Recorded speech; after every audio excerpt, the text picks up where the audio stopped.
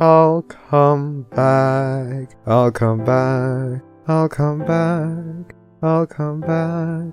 I'll come back. I'll come back. I'll come back.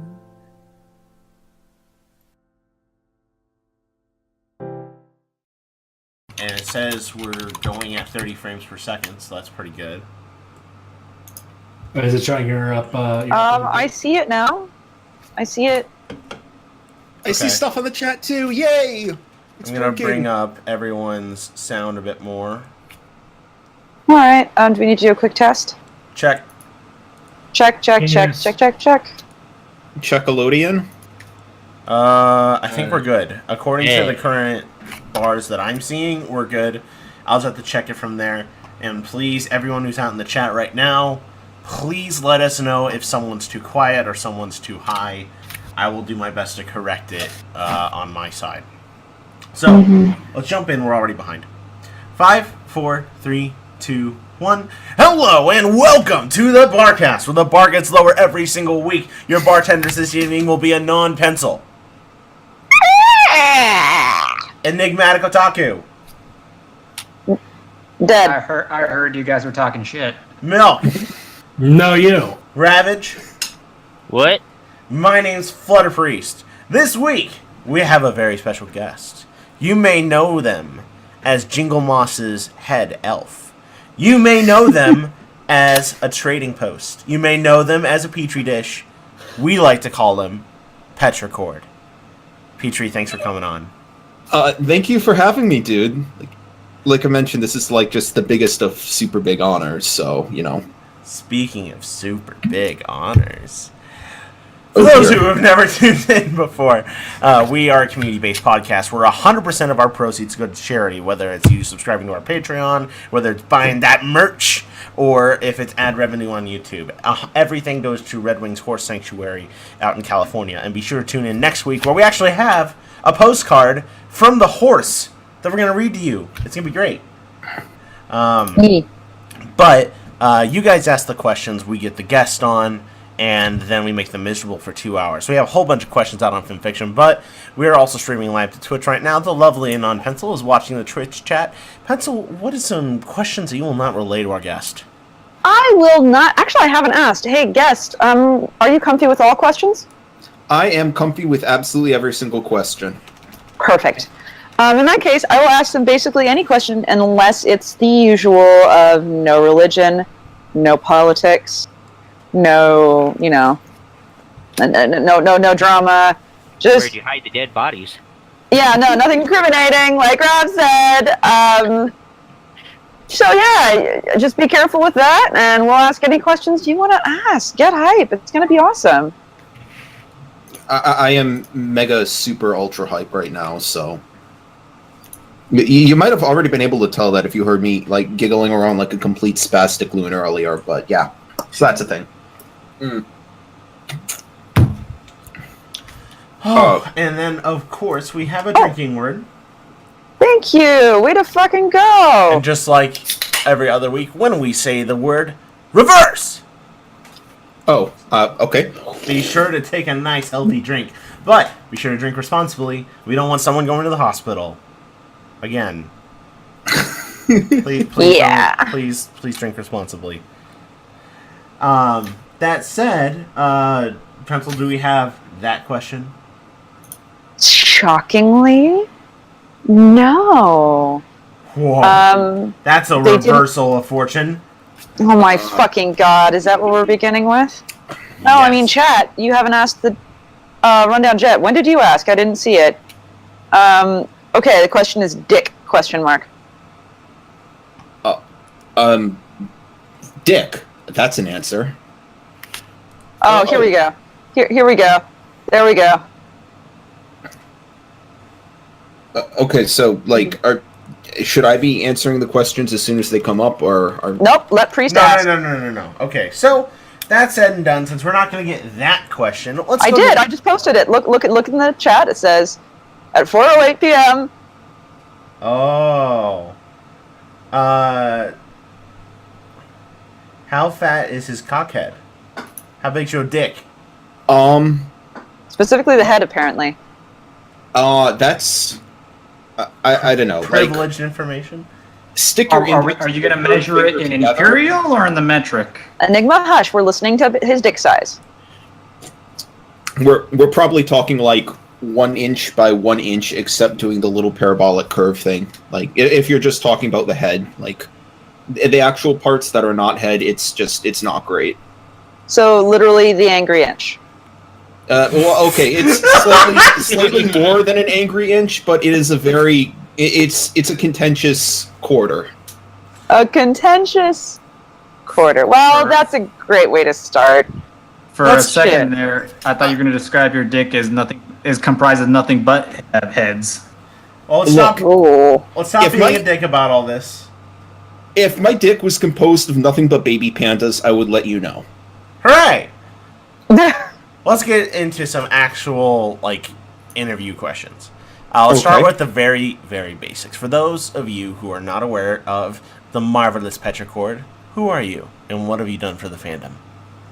I am a person that does horse words, and started getting into horse words non-seriously at around 2014, and actually started throwing out stuff at around 2015. Since then, I've been just hanging out with people that have tons of actual talent and just kind of trying to osmosize it and throwing down words whenever I basically get a big emotional spike. And I guess people seem to like that occasionally. Weird, right? I don't totally get weird how that happens. So how did you get into the fandom? I'm not going to say bored in college, but I was feeling really rebellious because I wanted to do all of the things that my parents would never let me do in 500 million years. So I joined, an RP forum, specifically for Pokemon-type stuff, and I would not want to go back there ever again, because it was I hope people not. who were terrible. But, one of the people there apparently really liked the show, and I was like, oh, okay, this can't actually be this good. They posted a link to Dragon Shy, because this would be back in, 2010, 2011-ish, that early period, and I watched it, and then I just kept watching it ever since, basically. Fair enough. Then, next, what is your favorite part of the Brony community, the Brony fandom? Would it be the online community, the con or in-person communities, like the meetups, fan fiction, music, Discord groups? What really keeps you here? The people is a very generic answer, but the writers that I talk to, basically, the people that have the heads so completely just full of dreams and knowledge and aspirations, but then that actually sit down and are like, hey dude, what's up? You want to get a beer? You want to play a video game or something like that? And then I'm like, oh, you're actually talking to me. I'm totally not going to throw up out of nervousness. Yes, let's do that thing. And then we end up doing that thing, and I end up learning about all of the really wonderful ideas, and it just feels fantastic. Cool. Then next, if there's one thing that you could say to your followers or your fans or that love you, or how about those that aren't such a big fan of you, maybe they hate you, and I don't think you actually have people like that because you're a lovable, huggable person? I've got at least one person, but let's not talk about that dude. How dare they? What would you say to the lovers? Well, I really appreciate the fact that you deal with my constant flip-flopping when it comes to talking about stuff, and my constant delays when it comes to actually writing about stuff. I'm really thankful for sticking with me, and I hope the stuff that comes out of my brain continues to be interesting and or entertaining for you. I aim to please.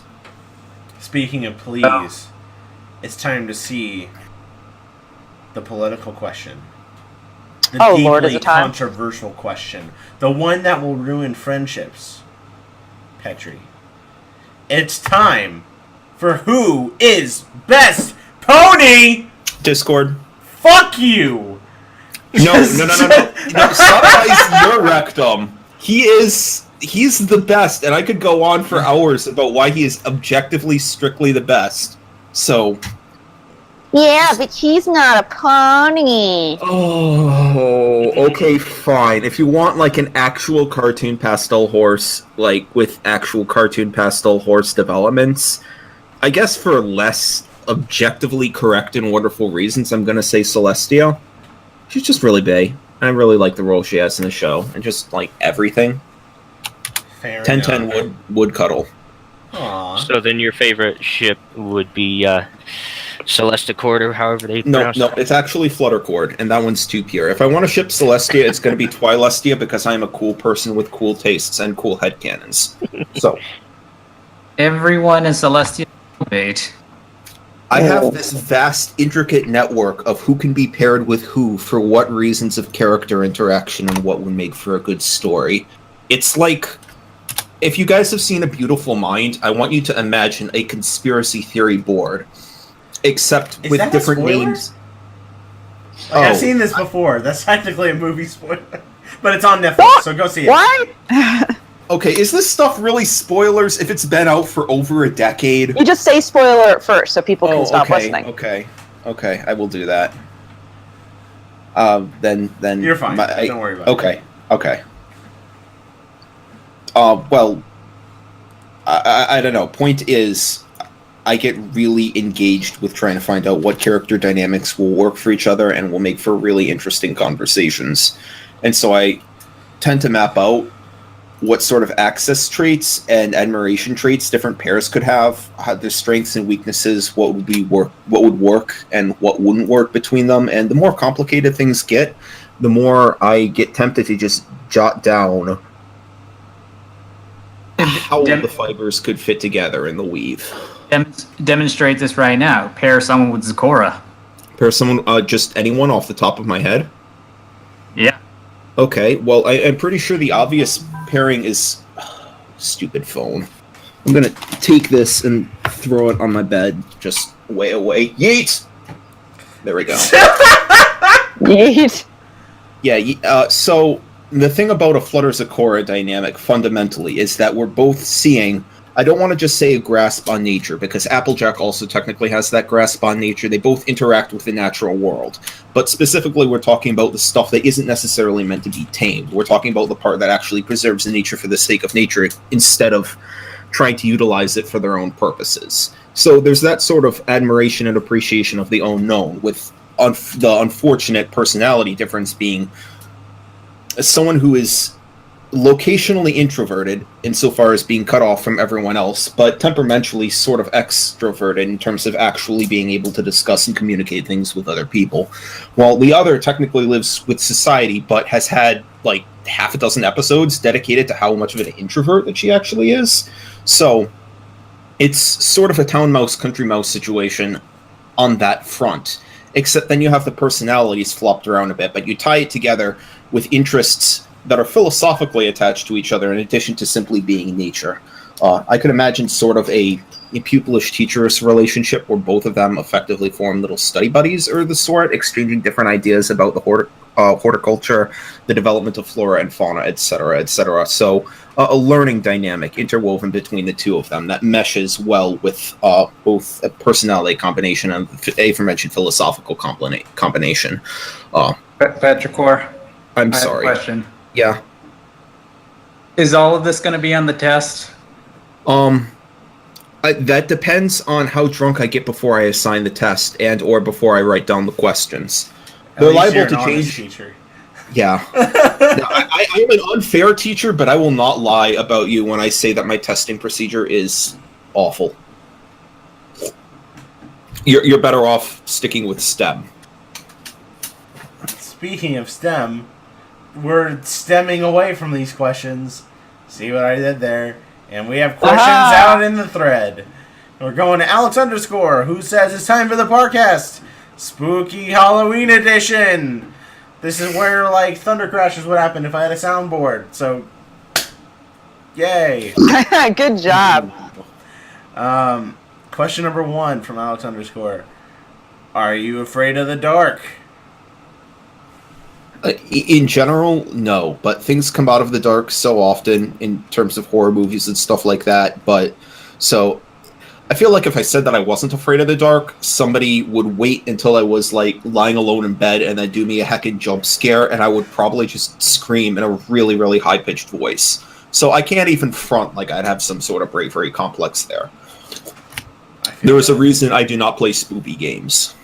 I feel that. All right, number 2. Maybe I cut out, but I heard him say what I heard him say was, "There's a reason I nut." Okay. Yeah, you cut out. That's for sure. Oh. Okay, the reason I nut is not the reason why I play spoopy games, for the record. There is no connection between the two. I guarantee it. Side note. So when you get scared, you ejaculate. Yeah, prematurely. That's not... I have a lot of fetishes, my boy, but that is not a fetish. Just straight up. Could it be, though? Fear boner isn't a fetish? Yeah, man. Fear boner is a fetish of at least one person that I know, and I'm not naming names, but... Milk, is it your fetish? Fear fetish? Milk. Fear boners? What the fuck? Yeah. It's when you get scared and you pop a boner and it turns you on? Sure. Alright, it's a fetish for Milk, too. That's not a surprise. Anyway. Speaking of boners, we're going to throw a bone to the next question, which is, what's your spookiest anecdote? Oh, jeez. In terms of actual spoopiness, are we talking about nightmares or stuff that's actually happened to me, or... Let's do this. I'm going to tweak this around a little bit. Do you believe in, or have you experienced, the paranormal? I'm not sure I want to chalk it up to a paranormal incident, but there was one time when I was coming back from a piano lesson, approximately in my late teens. Somebody else was driving the car at that particular point in time, so I was in the passenger seat. There was, unexpectedly, near the bluffs that were about 15 minutes from our place, a gigantic green and black checkerboard pattern that appeared in the sky, with the green and black checkerboards shifting positions for roughly 10 seconds before the phenomena disappeared altogether. The following night, when I actually went to bed, I dreamed of nothing but a vague shade of darkish red, a crimson-y type stuff. I later found out from roughly half a dozen different people that they all had the exact same dream on the exact same night. And while it didn't happen to me, all of them suffered from headaches for between the next 1 to 3 days after that particular incident. Nothing was made from it after that. It was never brought up again. But it was definitely a phenomenon that occurred. God damn. That's awesome. Okay. Great story. Number 3. You're visiting the Barcast spooky haunted castle. When you come We have a castle? We have a castle now. Ooh. It's Does it have a moat? It's like Spooky's House of Jump Scares, but with more cute things. Okay. In Pencil Sex Dungeon. Yes, that's it. We call it the Calamari Hospital. Oh, that's good. When you come to a strange room, abandon hope, all ye who enter here, reads the inscription. Any who enter will see inside this room. I mean, it's kind of what happens when you walk in a room. Their worst nightmare will be brought to life. Bravely you step inside. What do you see? Again, are we modeling this on actual nightmares or just on deep-seated integral fears? Because the answers are going to be wildly different there. I would say just have fun with it. Do whatever you want to answer. Okay, then the thing I ain't going to be putting down in a fic is that I step inside the room and I'm instantly not inside that room because I'm locked in a coffin, as in a very small box. There's not a whole lot of wiggle room. And the entire thing, the ceiling, the floor, the walls, everything is full of wasps. And the wasps are crawling around all over me. They're crawling on my eyes, on my face, into my ears, inside my nose. And I cannot move whatsoever. If I move, they'll notice me.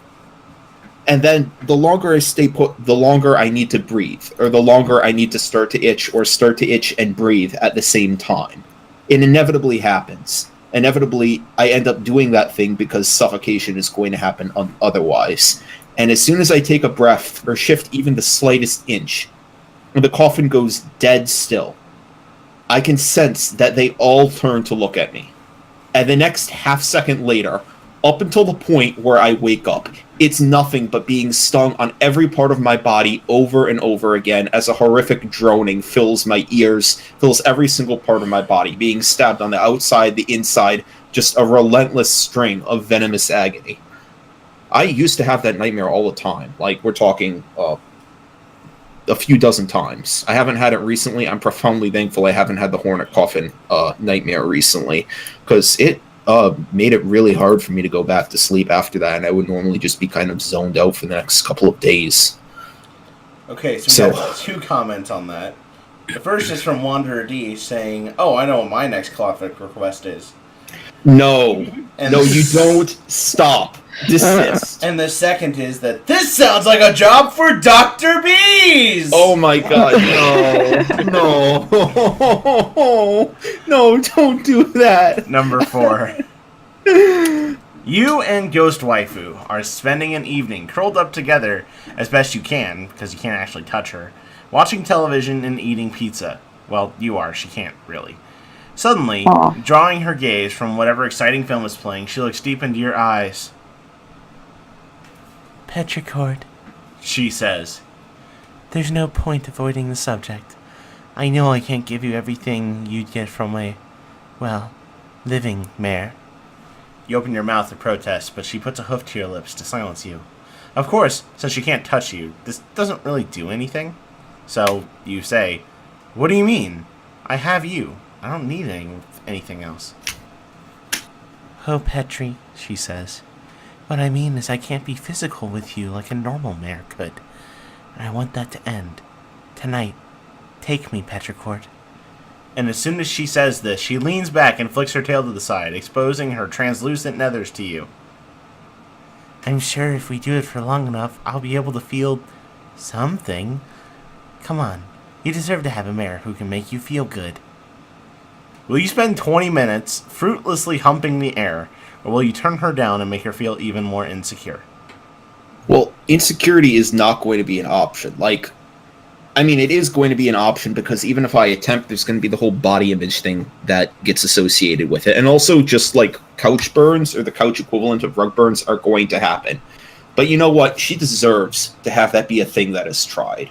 Like, what's the worst that could happen? Nothing actually works out. That's actually what like 5 minutes on E621 is for. I don't mind. I don't mind if the relationship has no sexual component whatsoever, as long as she's cool with pizza and Netflix and chill, and, you know, is just kind of really awesome on top of that, then who the heck gives a crap afterwards? Yee. So yeah, Coach Burns on the crotch it's a price to pay that I'm willing to pay for, you know, Ghost Waifu. I like it. And then, mild spoilers for the show, number 5. Did any of you see the Christmas special today? Nope. I have not yet seen the Christmas special. I didn't even realize I was going to. When I do. But the baby, though. Are we talking about My Little Pony or Metroid Other M? My Little Pony. No! What have you done? No! No! The baby. No! As a priest, do you see this baby? Babies cry. Milk, why you do? I get the feeling that something really disturbing just got posted somewhere else. Check out the behind the counter. Oh. That's where we post things. Oh, okay. That went from real cute to real lewd really quick. That's how we do it here. I am not sure if I am uncomfortable being stared at in that way by that particular individual. Well, we got a lot of how does it make you feel picture questions here today, and actually I think the next one is one too. So you better get ready to be stared at by a lot of fucked up shit. But will most of them involve sexual harassment lawsuits simply by making eye contact? Yes. Okay. Especially this next one, actually. 3 questions from our lovable, huggable teddy bear, Ravage. I'm a teddy bear? You're a teddy bear to me. Oh, damn. You're full of stuff and fluff. Gee, thanks. That makes Speaking me of feel so being much stuffed, Ooh. how do you feel about candy? Yes. How All do you kinds feel of about yes. breaking piñatas? That depends on the piñata, actually. Like, how close does it look like to something adorable? And I would actually just be rending it limb from limb with a baseball bat. Well, that's then funny to we say have a that. question. How does this make you feel? Oh dear. Oh dear. Is she okay? Like, is she comfortable like that? Do you see her eyes? I See the those are way she's kind of looking at you. Those She's are into kind this. of come hither eyes, but She's into this. There's Petri. yes. She's Yes. opened up so many new holes for you. Oh my god. You had to say that. That had to come up. She's really opened her heart to you. Oh. When she spreads her legs, she means it. No. She's sticking out her neck. Oh. Just look at her. She's sweet. She's splitting up the seeds for you. Oh my These God. puns. These are making me feel almost as weird as she does on the inside. You're saying you feel a little out of sorts? Oh my god. Do we need to take a hard reverse and move on? Oh my god, drink. Okay. I'm gonna be so drunk by the time this is done. Well, that's Arcade okay Striker. because I think we're going to lose. You know, if we keep showing the pictures like that, I think we're going to lose a lot of members until the point we are also dismembered. Oh. Pencil, for fuck's sake. I had to. It's been a tough day. Anyway, Pencil, what? I hope you're ready for our fake ad in half Oh, an Lord. hour. We're gonna do fake ad. Let's do this. We're so behind already. Oh my God, let's go. Arcade Striker JK5 has the next set of questions. What is your favorite non-MLP franchise, Petricord? Oh my gosh. There are so many different answers I should almost certainly have for this question. And I'm gonna feel terrible for saying this because I'm behind on ponies for like a season, and this other thing I'm behind on for literally years. But if I think there's one other series that deserves so much fucking rep and admiration, then I'm still gonna vouch that it's Steven fucking Universe. Rebecca Sugar knows her shit just like so well. I'll definitely. I really like Steven Universe. I'll be the first to admit that it has its ups and downs. Okay, fair enough. Its downs are called onion. Welcome our lesbian space rocks. You You take that lost back. Onion Onion. is fucking great. Onion is a sweet, weird cinnamon bun who doesn't understand how to into food. Actually, if we're going to talk about the ups, the biggest up is the one that's like a third the size of everyone else, and it's just perpetually angry all the time. Space Dorito! Space Dorito is best Dorito. Yes. Yes. Like, I when I say I would figuratively eat that, I just mean I would have all of the entertaining discussions with forever, 10 out of 10. Not oral sex. No. You wouldn't oral sex the angry space Dorito? What's wrong with you? She doesn't look nearly enough like a pony for me to actually justify that. No, they are too pure and too innocent. Wait, hold on. Continue, I have something for you. Oh. It's okay. It's okay. It's okay. I would get into all my problems with Steven Universe, but at the end of the day, it'd just be a big cluster. So, Oh my God! number 2. Hey! I see what you did there. Have you ever done any fan-related works for a non-MLP franchise? Come to think of it, I actually haven't. This has been the one big fandom that I've actually gotten invested in. OTF, I guess? Whatever you want to call it. Yeah. It's not that I don't enjoy other series and fandoms and franchises. It's just this is the open world type thing that I am fine with taking the plunge into. Oh my god, that is so cute. Oh, she is the best. Told you. Would she be shorter then? Because, Yeah. the limbs. See, I would do the oral sex with that, except first you have to spin her around so the oral part becomes the butt part. Anyway, so what's the next question? Who did this art? I just found it really quick. Oh, okay. Sorry. Oh, it's fine. For a second, it almost looked like 8th Sin. I would love to take any chance we get to promote 8th Sin. So, No, but good guess. number 3. Are you petrified at being here, Petricord? I am in a perpetual state of perpetual petrification. It's yes. Yes, I am. I am having the time of my life, and that doesn't mean I'm not also running on high-octane fear. Hooray! Yes. You've got me strung higher than a electric guitar modeled after the Hansons' voices. Jesus fucking Christ. I will still listen to... I can't even remember the name of that one song, but I will still... Mbop. Mbop, yes. Anytime. Mbop is so fun. Alright. We're going now to Hawthorne Bunny. Number 1. What's the worst thing you've ever stepped on?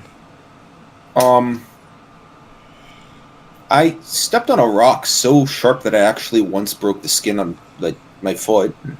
That was painful. That was more painful than a Lego, believe it or not. That was enough pain to fill an giant jar full of pain, angry things.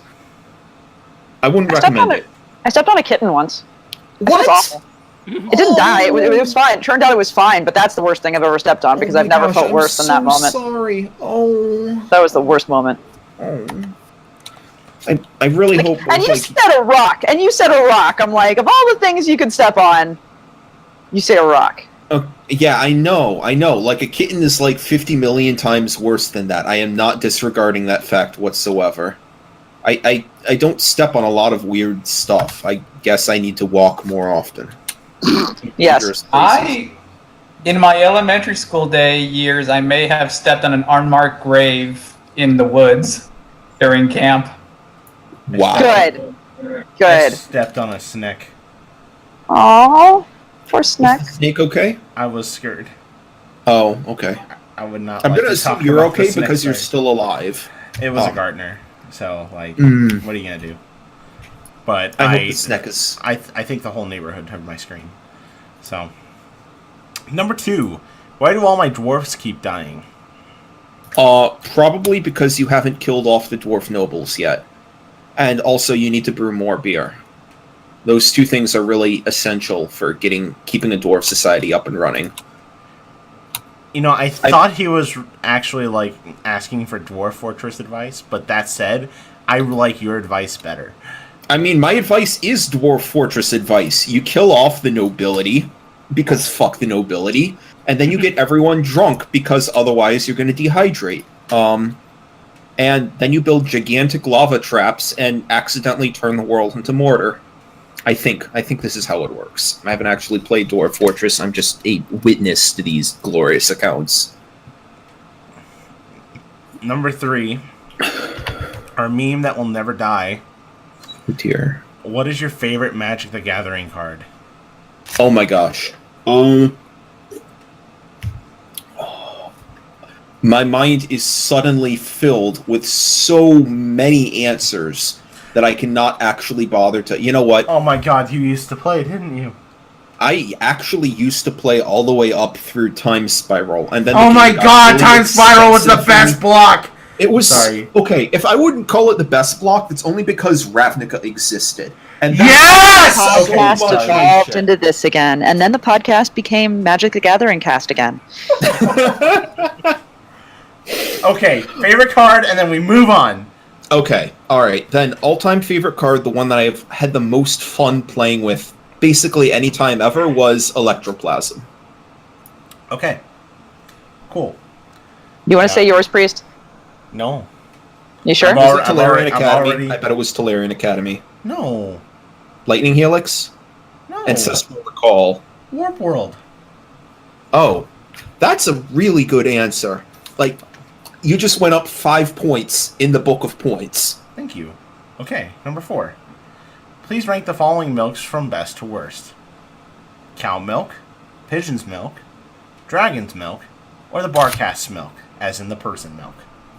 Well, I haven't drunk any of your guys' milk. That seems like it would either be difficult or awkward in varying shades. From what I understand, it's not very difficult.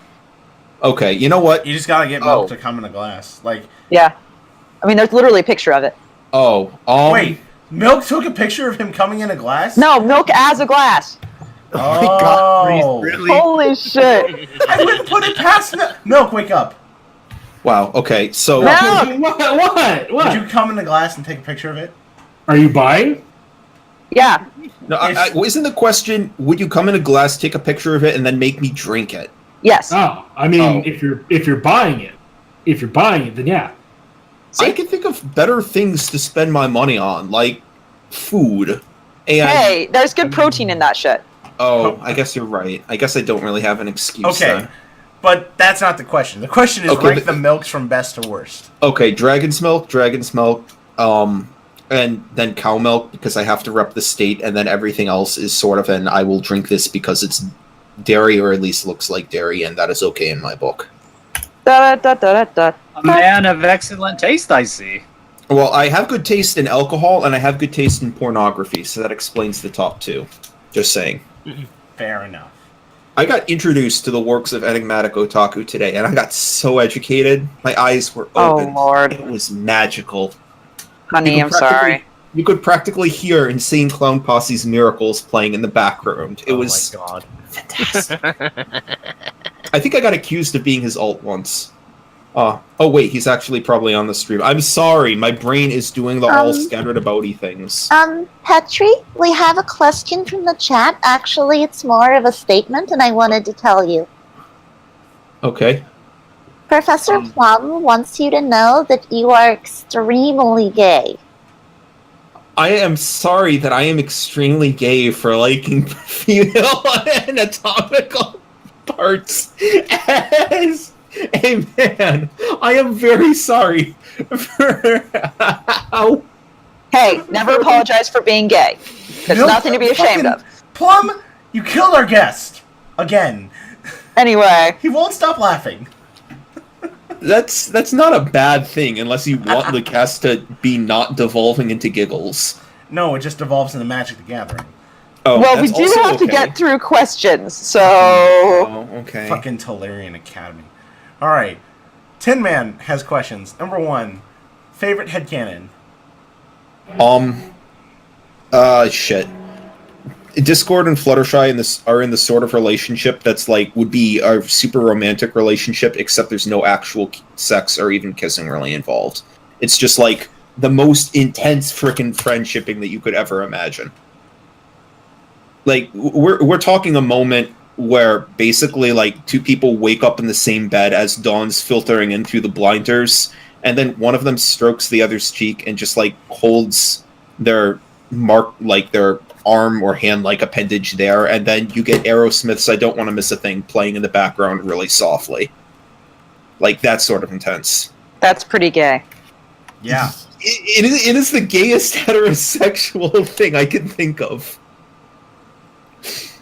Hey man, whatever you need to say. Yeah. Also, I just noticed that Plum is asking for people to send me dog pictures. This is not a good idea. I get real giggly over dog pictures. The good news is that we have a section of the cast called How Does It Make You Feel? So people can post those out in the Discord chat, or not the Discord, the fucking fanfiction thread, and we'll get to it later on.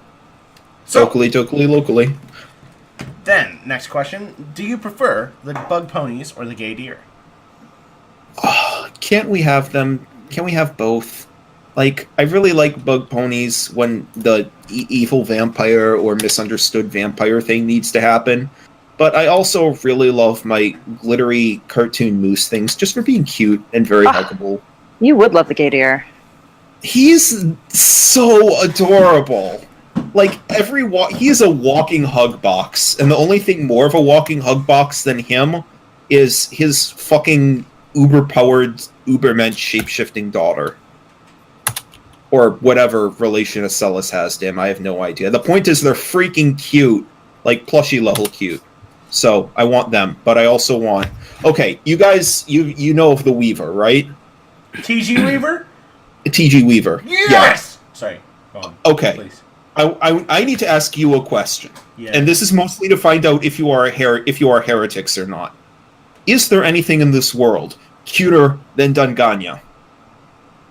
As in the slightly mentally daft changeling that he wrote up with a bit of a speech impediment and no horn, but that is just completely good-natured and stuff. If you don't know what I'm talking about, go look that stuff up right now. She is the cutest. Straight up. Awesome. Well, we're Yeah. behind, so I'm going to try and push us through. Okay, sorry. No, you're fine. Number 3. Griffins or dragons? You keep forcing divisions that I don't want to have to make dragons. Dragons. Yep. Okay. Number 4. Do you even crotch boobs? I even basically every day, and all of the yes. Yay. Yes. Why not dragon boobs? Why not dragon boobs? No, why not dragon boobs? Because not why. Because yes is the answer. Just straight up yes. I followed that. Good job. Okay. All right. And then next question and last one from Tidman. How does this make you feel?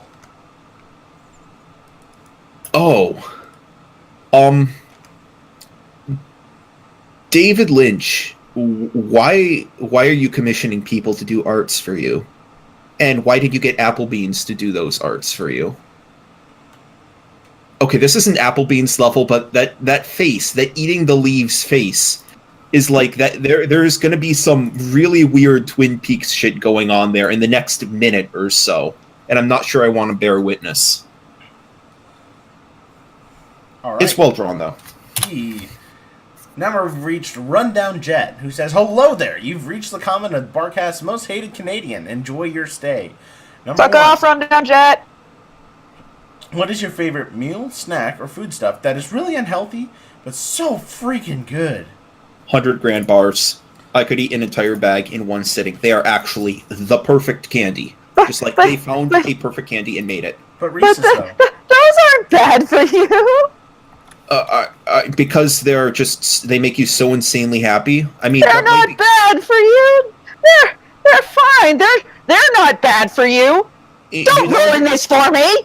They make you happy, and too much happiness makes your story end. Bullshit. They're not bad for you. You let me have this. Okay, forget what I said. They are the healthiest health food known to the healthy people of Healthvania. Thank you. Okay. In that case, broccoli is incredibly unhealthy food, clearly and obviously. So yeah, that's clearly my weakness. Duh. Yeah. Obviously. Yeah. So it'll give you all diabetes, and it's just like then you'll die. That's awful. Damn that broccoli. Damn that broccoli. Number 2. What is the biggest or weirdest fear that you have? Besides wasp coffins? Besides the wasp coffin, waking up one day and realizing that everybody that I wants to talk to hates talking to me and will be completely disgusted by me for everything that I've done, and within the span of days or even hours just becoming utterly alone and unloved by everyone, like a permanently shunned pariah, and knowing that even if I don't know what exactly it was, that whatever happened that caused them to hate me was ultimately my fault, and that I'm not worthy of admiration. Yeah, that's a fear. I'm sorry, this is getting real freaking dark real freaking quick. Maybe we should, change over to questions about candy and sex and sexual I just came here to have a good time, and honestly, I'm just feeling so attacked right now. I'm sorry. Number 3. Why is bad milk the best milk? Because for the same reason that bagged blood is the best blood, so that milk vampires don't have to feel guilty about drinking it every night. They don't have to feel like they're taking stuff from prey. I have no witty retort to this. Milk I mean, have you ever met a milk vampire? They're tragic and noble souls. I wouldn't put it past milk. Our milk. Milk, are you a vampire? I mean, Daywalker, because you guys have seen me in the sunlight. He is very good at sucking, though. There is as a wise philosopher once told me, the world is a vampire. The world is a vampire. No. Hey, now you get it. Number 4. What is that one annoying habit that just annoys you, or something you do that annoys others? I think when it's around people that I don't really know, it's constantly apologizing and or second guessing every statement that I make, without actually coming up with an answer that isn't second guessed or apologized. As far as stuff that other people do, I guess when they do something that's really annoying, then downplay it to make it out as if it was nothing, and that if you're taking offense to it, that's their own problem. that your own problem instead of them doing something wrong. And then if they couple that with like a short snorting laugh, like what they just said was funny. Yeah. I may or may not be speaking from experience here, but that would be drama. Fair enough. Number 5. What's the theme song for your sex life?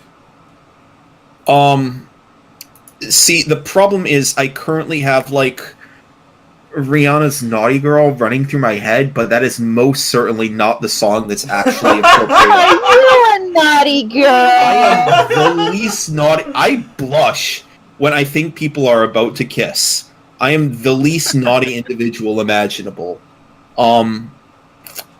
It would have to be probably something that totally actually didn't sound like a sex jam. So, on that basis, I'm gonna go with shit. I'm gonna go with Linkin Park's. It's something they did that's really good and not mimetic. Forgotten. Okay, that is a really good song. Figure 8. Figure 8. I'm only get Figure 9. I think that's the name of it. Whatever. Off Meteora, yeah. Yeah, Meteora was such a good album. So many of their albums were good albums, and then they just acquired the meme status and got shat on so hard, and it's awful. It's really true. I wish there were more people in this world who appreciated Linkin Park as much as I do. It's true. I liked Linkin Park before Fort Minor, so fight me. Hey, Fort Minor's fine. Fort Minor's fine too. They're okay, but after that, their music kind of. Well, I mean, Fort Minor wasn't what changed Linkin Park's music. Didn't they like seriously start to change their vibe from Minutes to Midnight onward when they decided that they wanted to be more than nu metal? as much as I agree and think this is a valuable conversation because anything Linkin Park related is valuable to me, we need to move on. Yeah, we do. You're right, because I point. could stay here in this conversation all day. Number It's true. 6. How would you describe yourself using only 3 words? Neurotic. That was easy. Huh. Or fine, composition via neurosis, or composition via compulsion. Basically, everything that I output is an attempt to rationalize stuff that comes in via input. So I am effectively a giant conversion machine for thoughts, concepts, and various different bits of art. And that does not necessarily reflect a very healthy mind state, but it doesn't mean that I feel the really big feelings. And I love getting a chance to share the really big feelings with other people when it's possible for me to do so.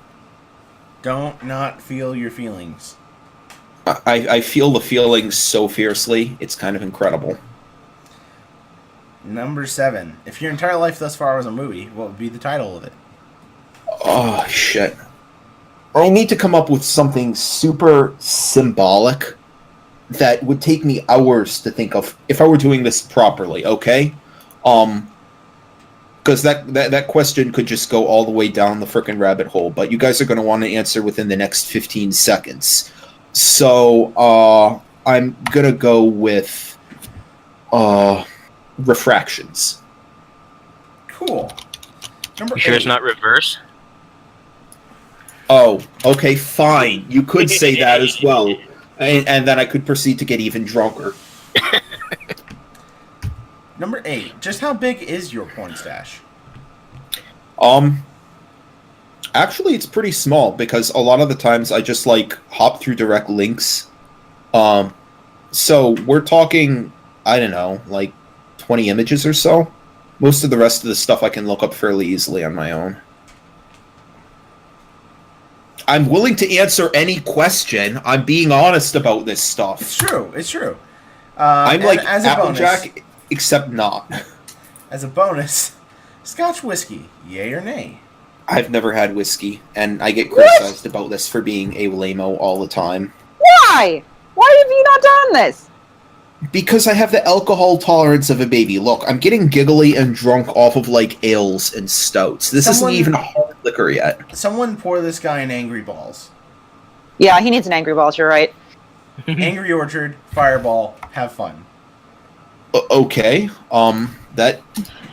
You know what? Sure. Let's make that be a thing. Next BronyCon, let's make that be a thing. Hell they're yeah. also called flaming apples, and they're pretty fucking good. Or cinnamon apples, whatever. Yeah. All right. Thank you for that interlude, Milo. Ice Star has the next question. What wouldn't you do for a Klondike bar? I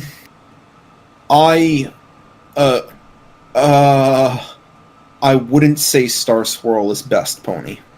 I wouldn't do that. Not even for a Klondike bar. Not even for a Klondike bar. I like you emphasized Dyke when you said that, by the way. Good job. I'm sorry. I meant to emphasize every single syllable. Like, I know, I man. I did love that you're just like, not even for a Klondike bar. I was like, whoa. I'm sorry. That was completely unintentional. I'm sure. Next question comes from the other guy. How does this make you feel? Oh dear. Oh dear! Oh dear! Oh! What horrors have I seen on my computer screen?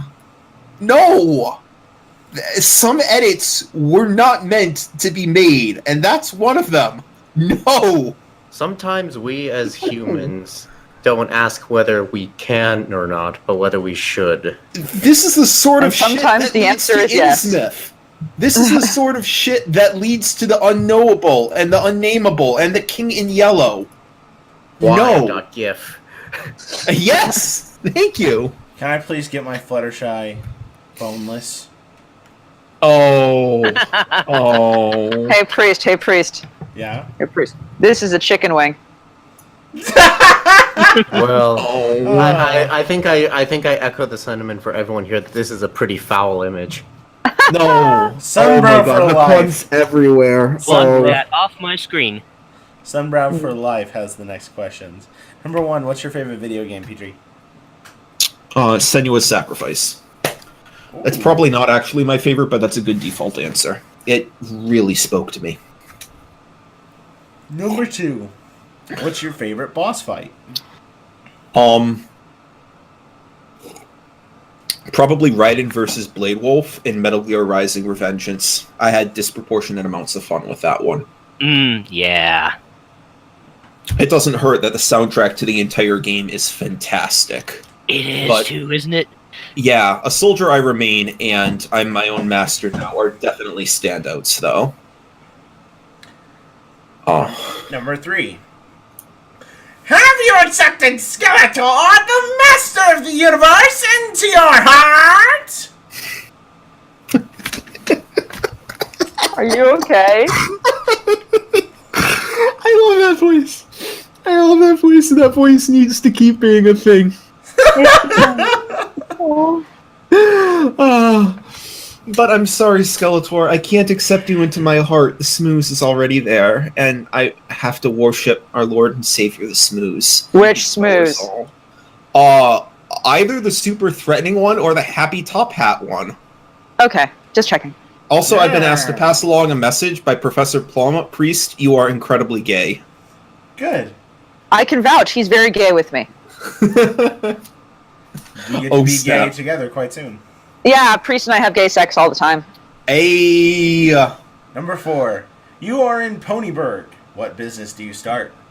Does Ponyburg actually believe in businesses? Or, I thought that all enterprise there was like government sponsored and government owned. I think they like to do the business. I'm pretty sure Applejack would argue vehemently against you on that. I think that if I was in... I don't think it's a socialist utopia. We gotta be careful, but I think Flam's right. I'm not going to say utopia, but I think that if I was in Ponyburg, I would be in charge of checking passports between Ponyburg and the various other different countries surrounding Ponyburg, and making sure that everyone had their documentation in order. So you Papers, please, Equestria. You are the papers, please person. I am the ponies, please person, yes. Number 5. Good Lord. Glory to Ponyburg. I probably could have done even praise, bro? I really need to beat that game, but it just gets so difficult later on. God, what's the name of that one town? Plague Town or whatever? Anyway. But yes. Anyway, now we're about halfway through the cast. We are? Yeah, just about. Oh. So, hey, Pencil. Yeah. Did you know that right now there is electricity? Wow, tell me more.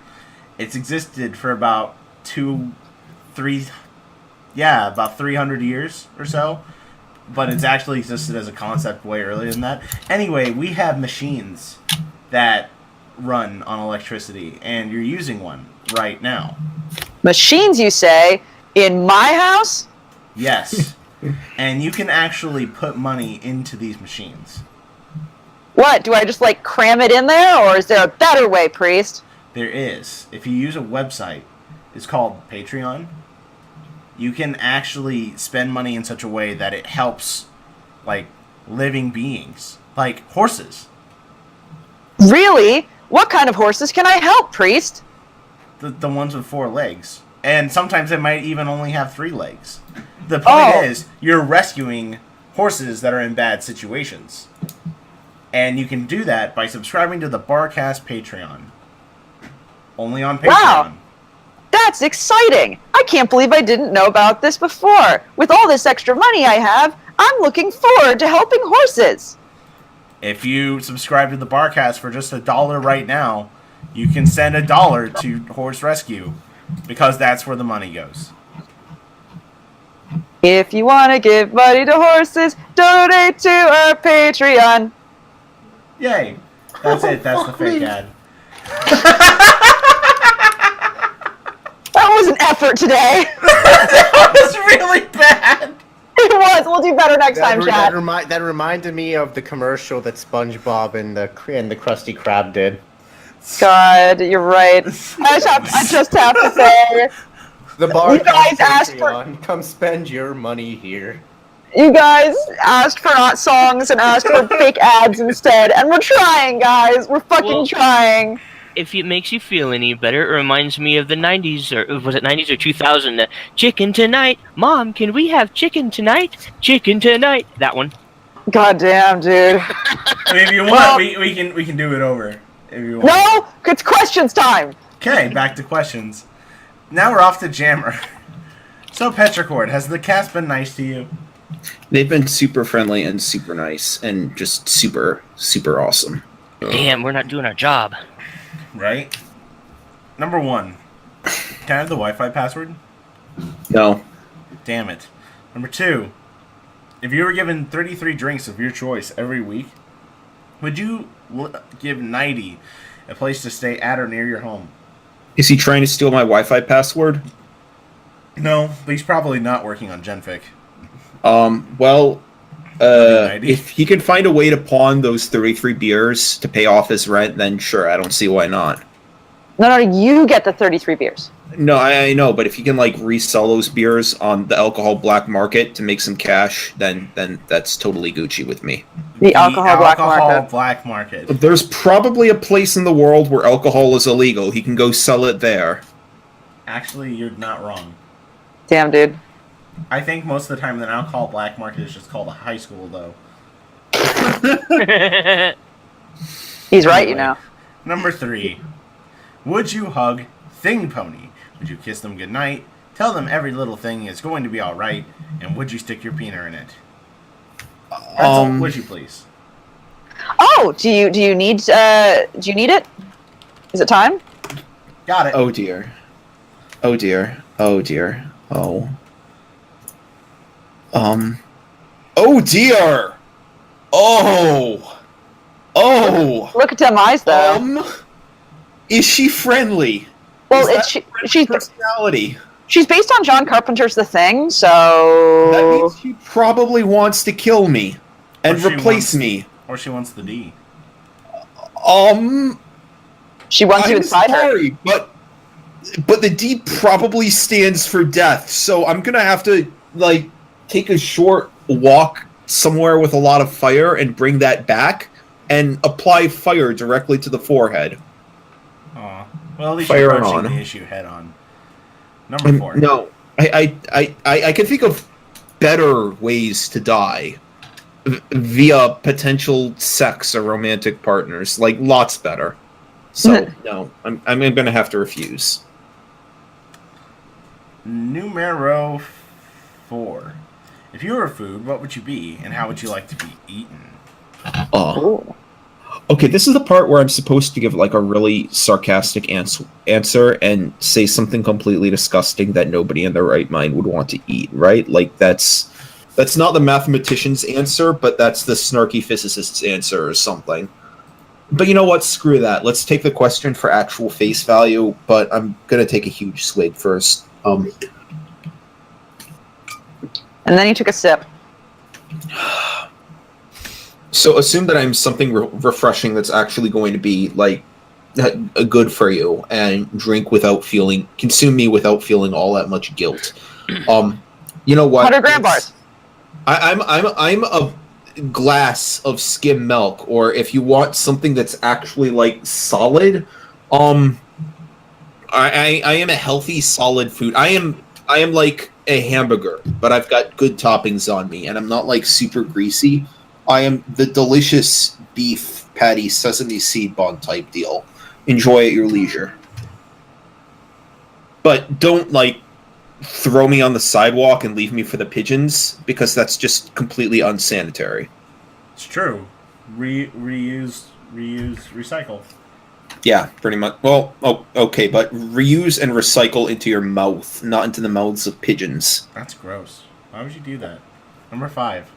We don't make poop jokes on this cast. We're better than that. Sorry, I couldn't build that straight. Okay, number 5. If we were to hug anyone on the Barcast, why would it be Enigma? Because most of you guys have cartoon pastel horse avatars. They're inherently cute, and I like inherently cute things, and thus would hug them. So that if you were less cute, I'd be more apprehensive on the fence. But no, you're getting motherfucking squeezed, whether you like it or not. Number 6. Has the disappointment kicked in yet?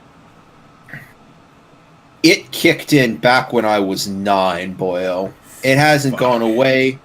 Y'all came in way late to that party. Number 7. Will all these questions bother you? Depends on how I'm feeling when I wake up in the morning.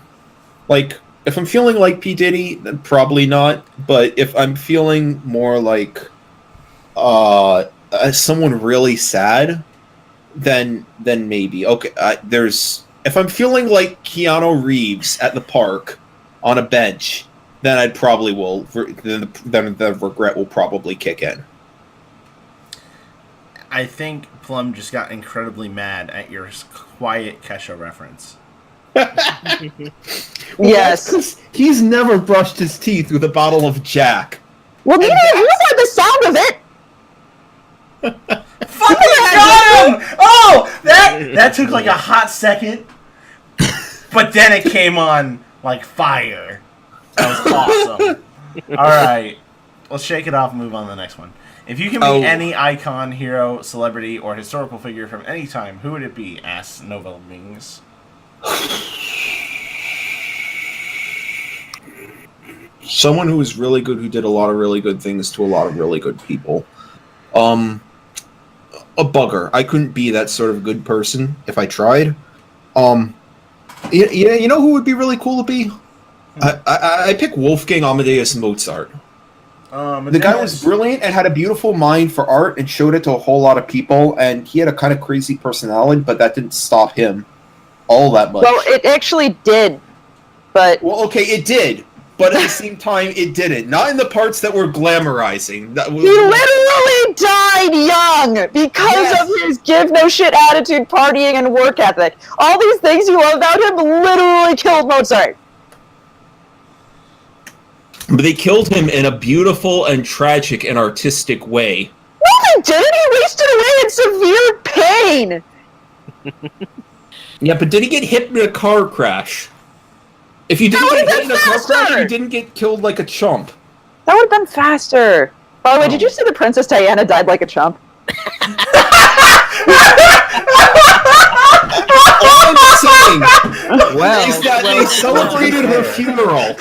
They celebrated her funeral by recycling a song meant for Marilyn Monroe. I'm not disrespecting her half as bad as Elton John did, okay? I'm sorry, I'm going to take another step to the side. What about, other famous people, like James Dean? He was the Rebel Without a Cause guy, right? Well, holy fuck, man. No, we make sausage. I mean, I will kill you. to be fair, Diana kind of did have some chumpish quality about her because... Careful. Because like Pink Floyd, her greatest hit was The Wall. Oh my god! Oh my god! Oh. It's a little chumpy to me. Wow. All the Wow. things I cannot even. They're happening right now. Don't die in a car accident, kids, because Petricord will think you're a chump. She ain't getting no education now. I feel uncomfortably numb right now. Oh my god. We're doing And so this now we're just going into... Like, if you wanted to do Pink Floyd references, have you guys done Floyd, like Floydian Slip? Has he come on the Barcast yet? Because he should. That should Tell be him. Okay. Then, Anyway, we should ask questions that are not about dying in car crashes. Number 2, do you regret coming on the cast yet? up until 3 minutes ago, I would have said no, but the words that came out of my mouth just recently changed that answer to yes. So R.I.P. R.I.P. my fucking brain, lads. Okay, so I have like a genuine out of context question for you. It'll be quick, I promise, Pencil. Okay, sure. Does this kind of feel like a drinking party between writers at BronyCon and cons and shit like that? So that's kind of what we're aiming for. I have never been to a drinking party, but... What? This is a sweet summer child we have here, When gents. you go to BronyCon, we're going to throw a party. Okay, Yes, we are. Yeah, we are. I went to Trick's party, like twice, if that's the sort of thing that you're referring to. Yeah. Yeah. The first time I was already really drunk and tired. When I say drunk, I mean like I had like one drink. So I just kind of slept in a corner for almost the entire thing. And I'm pretty sure Brass the Septum made fun of me for it later. Mhm. And the other one, I really didn't have all that much to drink either because I don't know. It didn't super cross my mind all that much. So no, I haven't really done the thing where I get super drunk and talk with a lot of other super drunk people before. This is kind of a first. This is like a drink and talk virginity type thing. But you guys are being gentle, don't worry. So we're talking about your virginity. That's what I heard. My sociocultural virginity. Got him. Got him. So what you're saying is you've never had sex with anyone in society, so you're a virgin. Gotcha. Footer Priest says something about Brosta Septum's holier than thou attitude. We take the joke and we move on. Pizza Pone? Question mark. Pizza Poem? Oh, Pizza Poem. Oh, hi. Oh. Isn't she sweet? She is sweet, but she looks like she'd probably need to be kept well under room temperature. Because otherwise she'd melt, and that would be really bad. Or you could eat her. But she's so cute. Why would you want to get rid of a cute thing? Okay, That's so no. We've had hour-long You misunderstand. We've had hour-long conversations about this horse phenomenon before. Food ponies regenerate. Oh. But For me, they it does also look healthy. reserve to get sexual pleasure out of being eaten. Yes. Oh, okay. If that's the case, then sure. Like, I could think of worse ways to skimp on my food bill. It seems like a more than acceptable alternative. Plus, free haircut and mane trim, so I think we're both getting something out of that. All right, next question is, who is best princess? Celeste, yep, I already said that. She's too good for the sinful earth, except not, but also is. Number 2, who is best background pony? This is the part where I say Applejack, right? Like, I understand this is totally the part where I actually say Derpy because it isn't Applejack. Checkmate farm ponies. Yes. Derpy is cute. Nailed it. You must too either A, have your body taken over for a day by... What the hell? You must choose... I'm trying to understand. Oh, okay. So this is okay. So I'm gonna cut this down a little bit. Okay. I'm seeing this, and I'm sort of getting... formatting. It's just the formatting. So I'm gonna have to do the first one. Worries. We're gonna do the first one, which is Luna, Celestia, Twilight. For each of Luna, Celestia, and Twilight, you can choose have your body taken over for a day by the pony, switch genitals for a month with the pony, and I'm guessing that the other body will feel the genitalia interaction, but you won't, or stab repeatedly watching as the life drains from their eyes. Okay. This got dark. I worried that I was getting dark, but this is getting dark real quick. We get real dark. Don't worry. You're doing fine. Hey. Okay. So obviously Celestia gets to do the taking over because she'd probably be the least likely to fuck everything up. And then I guess if I have to stab somebody, it's probably the someone most likely to not be super dead. And you know what? Twilight is basically Pony Jesus, so I guess I'm gonna have to stab her so that she comes back bigger and stronger than before. That's how it works in the stories, right? It's sad that I can't think of a character actually having a Jesus resurrection except for Ilsa Hopstein from Hellboy, but that was basically the exact opposite of a Jesus icon or happiest situation possible. So then I guess I get Luna's Luna bits and hope that people praise that moon instead of the other one. Okay. Every single one of these questions from Martin Luther Parks are all tied together, so I'll let you go ham on all of the questions at once. What would happen if you gave birth to a child and raised it entirely for its whole life in a room of pitch black darkness that it never leaves? Then, what happens when you let it into a world when they're 30, and they're still alive, or 15, to lessen the chances of them dying? Would it ever have sight? What would happen to it in general? Oh man, I know the answer to this. Yeah, there's actual scientific stuff about it. I think Petri and I are going to talk about the same thing here. Go ahead, Petri. No, we're not going to talk, because you were going to talk about something serious. Oh, thank God. You something not serious? I'm going to point the finger at Plato on this one. Because this is some parable of the cave shit right here. Okay, that's so much better, yes. This is the guy who ain't understanding shit. Who's led to believe that the shadows that he can see in the darkness are things that emulate reality. And then all of a sudden he gets that brilliant flash of insight. And he understands a true object, a true particle. I haven't taken philosophy since college, okay? I'm totally misrepresenting Plato's case, but this is enlightened frickin' right here. This is a tale designed to imitate, describe a philosophical concept that actually isn't what we're talking about in the first place because somebody else has the correct answer. But I'm sticking with that answer because if I'm going to be wrong, I might as well be wrong while drunk instead of having to admit I'm wrong like a sober person. That's the spirit. All I'll say is if you really want to know the answer to that, look up Genie, the feral child, and that's all we need to talk about. Long story short is they don't, what's the question? Or what's the word? They don't reintegrate, they don't reacclimate, they don't. They don't develop correctly. At all. So it's not okay. Moostasm has the next set of questions. Number 1, soft hooves or jazz hooves? Well, given that I entered a soft hooves contest, and given that proved to be the time of my life, I'm gonna have to go with that one. Yay! Number 2, Equestria, vacation spot or permanent residence? Permanent residence, permanent residence, permanent residence. Well, that was easy. Yeah.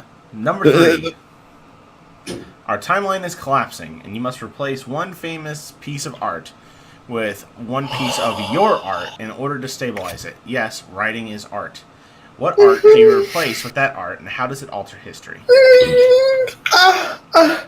Did you just come on our cast? We've had people pee on the cast before, but at least Milk mutes himself. That sounded pretty much. I don't. I'm with Lamb. It sounded really. This is probably. Explicit. towing the line of being political.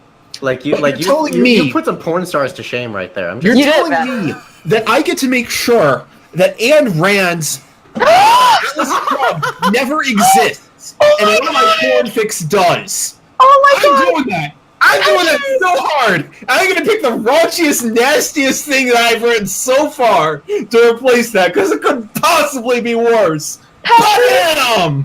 Petri, I'll replace the Fountainhead if you replace Atlas Shrugged.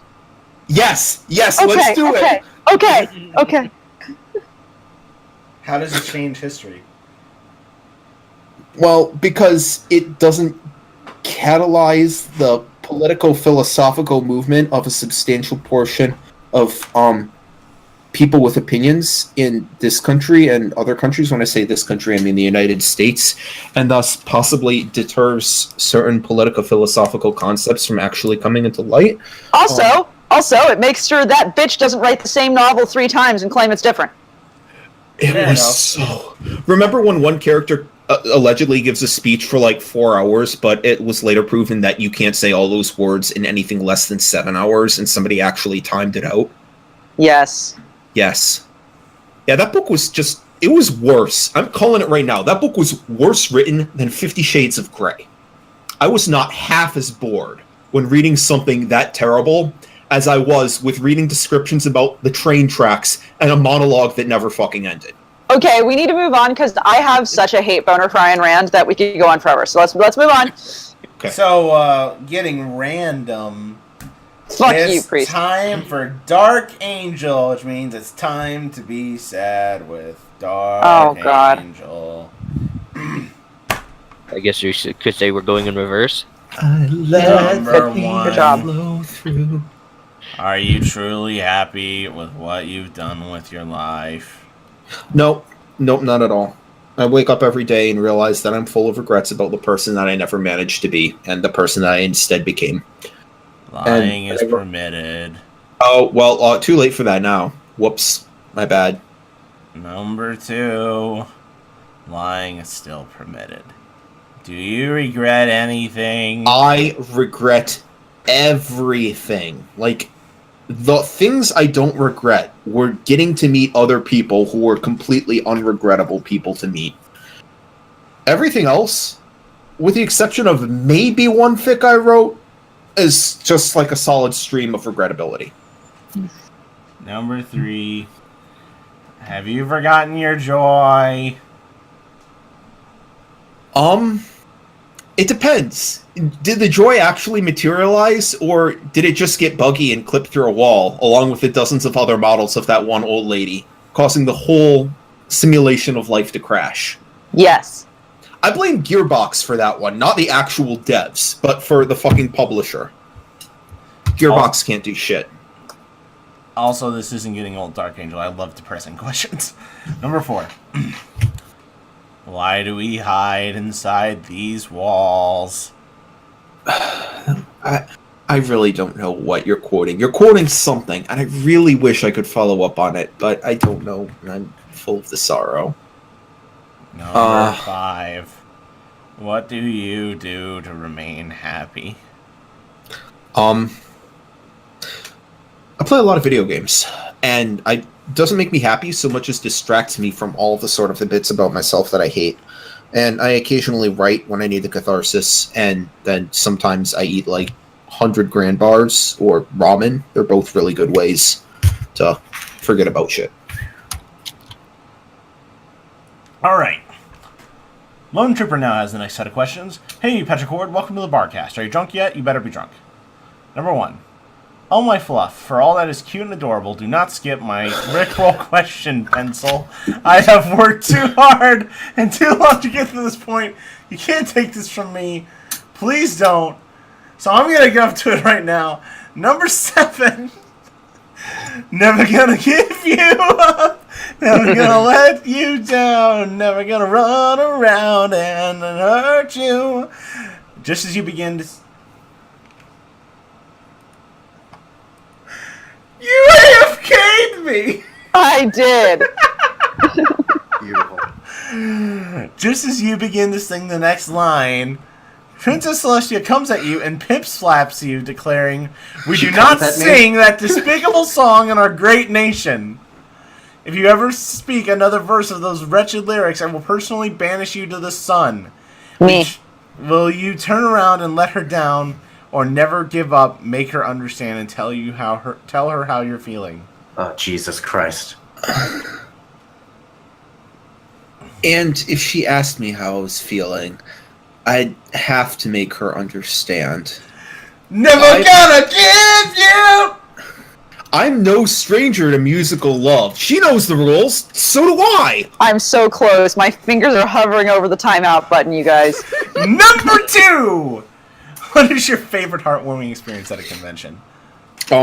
This isn't at a convention, but, like, I carpooled with the world-famous author of My Little Dashie to BronyCon once, and yes, that did change my life. But, like, there was obviously a delay between when I got to meet him via train and when we actually went down there, so I spent, like, an afternoon cleaning out his barn, like, helping sort stuff and get stuff off the floor. That was honestly just felt really humane. Like, actually doing shit with somebody else as opposed to just being a writer who knows another writer. And I'm not sure if you can get a moment more than that just helps emphasize that the people that you talk to are people and not simply status symbols or figures worthy of admiration or names attached to an online handle. It was kind of magical. Like, seriously and honestly. Number 3. What tips and tricks of the trade can you give to those who want to be horse-famous writers like you in the community? Hang around with people that have lots of actual talent and who are super horse famous. And that sounded really terrible and awful. Yeah, that did sound really terrible. I'm sorry. The only way I feel like anyone has ever paid attention to me is because I have managed to be their friend for completely unrelated reasons. And, you know, knowing people and getting your work recognized is just sort of incidental to actually trying to get to know them as a person and enjoying hanging out with them and having fun with them in the first place. Sometimes that happens with people that have a lot of friends, and sometimes that happens with people that don't have a lot of friends.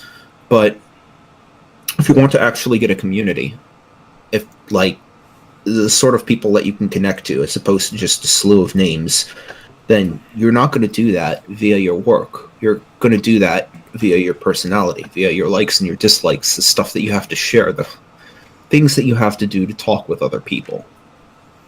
If you want fame, you're not actually going to get it if you think of fame in terms of raw and unabstract fame.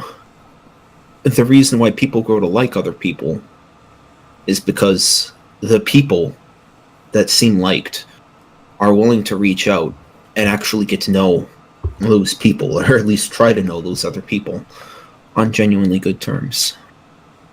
I feel like if you want to be the sort of person that is really honestly admired, then make some friends. Yes. Or you can just shitpost your way to the top like we do. It's true. Oh. All sorts of shit. Thank you, Milo. Number 4. What's your favorite story you've written? Does not have to include MLP based. Well, unfortunately, the best MLP stuff, the stuff that I actually took seriously was probably MLP stuff. I don't know. I wrote a story once about somebody trying to get over the death of someone else they really cared about. And struggling with that fact ultimately, despite an interminable amount of time passing. I was really kind of proud of that story. It wasn't all that easy to write. It was definitely semi-autobiographical, and I really wanted to do, like, the themes of the story itself justice.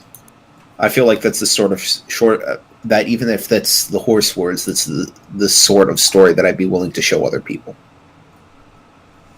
All right, number 5. What inspires and motivates you to finish stories you're working on, even when new ideas are more exciting to write about? I'm terrible about that. I'm flat out terrible about that. Mostly it's people having to actually dope slap me and be like, hey, you need to finish that shit right now. And I'm like, but I don't want to. And they're like, nope, sitting down, You're popping out some other words. You're doing it right now. And then I'm like, but Mr. Wanderer T, I don't want to be known as the porno guy. And then he's like, nope. You see that? Dragon tits, that's what's happening. Get to it. And I'm like, fine, you're so mean. And he's like, you love it, baby. All right. Number 6. I just inherited a bag milk factory that supplies bag milk to elementary schools. What should do with it? Make sure that bag milk is distributed evenly to all of the bag milk vampires over there, so they're not disenfranchised and discriminated against community. And get a genuine social network working, and make sure that there is actually, they aren't seen just as milk vampires, but that they're seen as actual living, breathing people that just happen to drink milk as a form of sustenance. Now, we're still horribly behind. We're only halfway through the questions, so sorry, Lone Trooper. We're going to have to take a pass on the last 3 that you have here. They're just really long. We're trying to give everyone the best shot they can. Sorry about that. It's true. Ryza has the next question. Is Enigma or Flutter Priest a better princess? Let me see your dresses, and let me see how you flaunt them, and then I'll make a decision. Yeah, I think you might need a panel of judges. Priest is best princess. Sexy judges? More skirts. True. Well, I mean, you could get, Imploding Colon and Blue Harvest and Short Skirts and Explosions and jokes. All right, number 3. Or next question. Next question from Patchwork Poltergeist. What's it like having one of the coolest name on the entire Hell site? Probably not as cool as having a name like Colin Gardez, actually. I mean, if we're talking about cool names, so, shrug. That's intended as a compliment. I'm trying to say that he has a really cool name. Yeah, you got that. I'm going to show We gotcha. No worries. Rob Cakrin 53, also known as that guy who wrote My Little Dashie. Yay! That fic changed my life. Now has the next questions. I never knew a man and a broom can make such beautiful music together, but when you helped sweep my barn, there was magic in the air. Sweep, sweep, sweep. And thanks again for the cheese. My sister looked up some food recipes to make with it. They were all fantastic.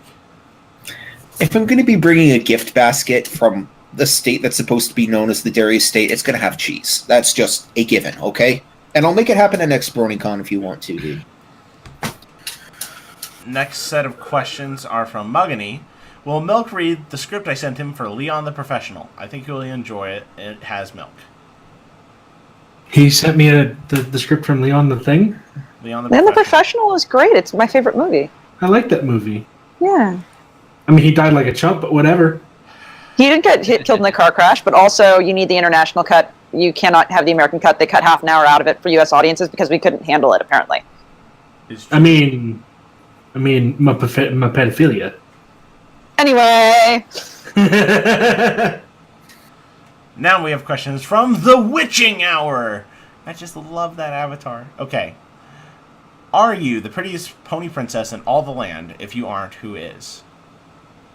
The prettiest pony princess is obviously the author of My Little Dashie, who changes everyone's lives with, a smile. And I don't know. No, having actually seen the author of My Little Dashie, I'm very drunk for the record, so I apologize. But now I'm just kind of imagining, Mario from the Super Mario Brothers Super Show, wearing wearing Rarity's Grand Galloping Gala dress. I'm not sure how to feel about this. Well, we can go to our resident My Little Dashie expert, Milk, who threw Rob Cakrin in his trunk.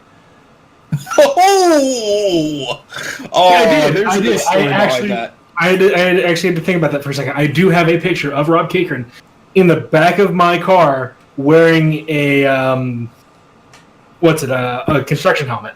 Yeah. And I don't know what happened.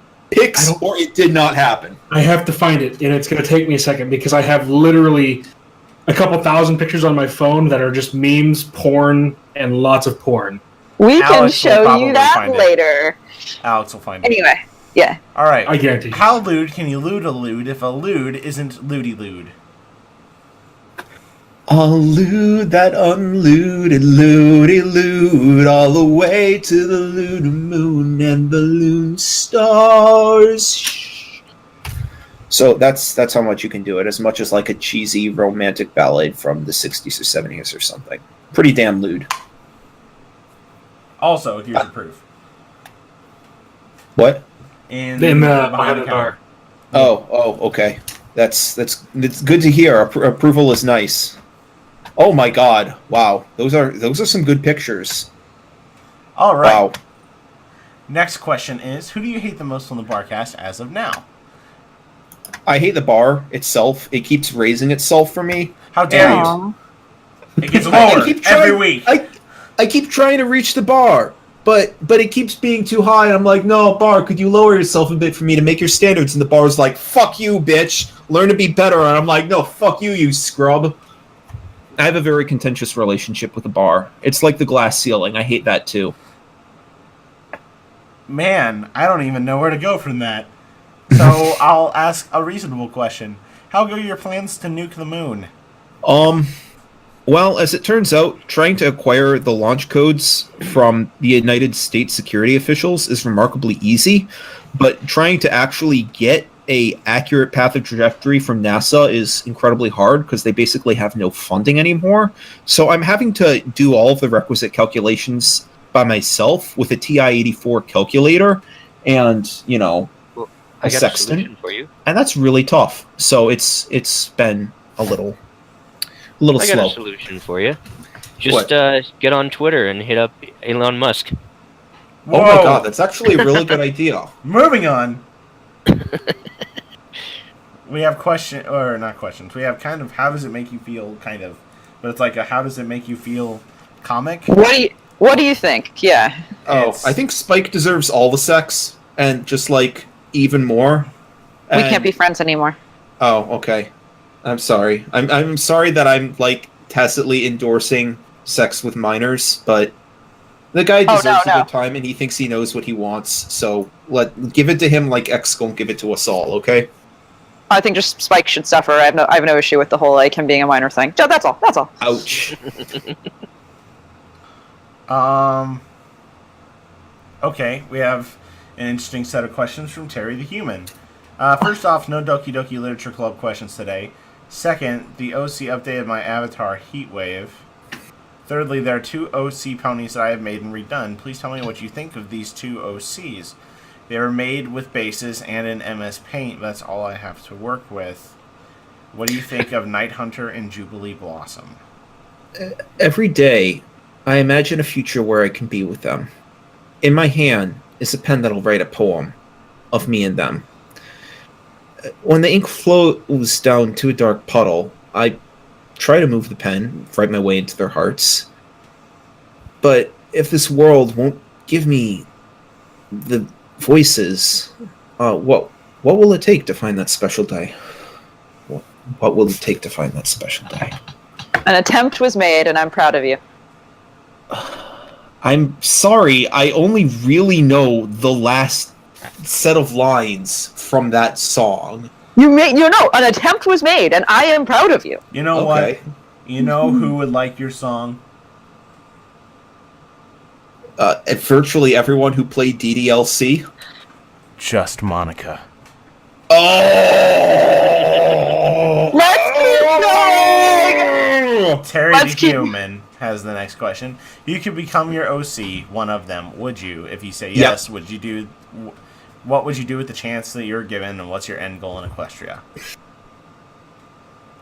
My job prospects haven't been good in this real life, so they probably wouldn't be that good in Equestria.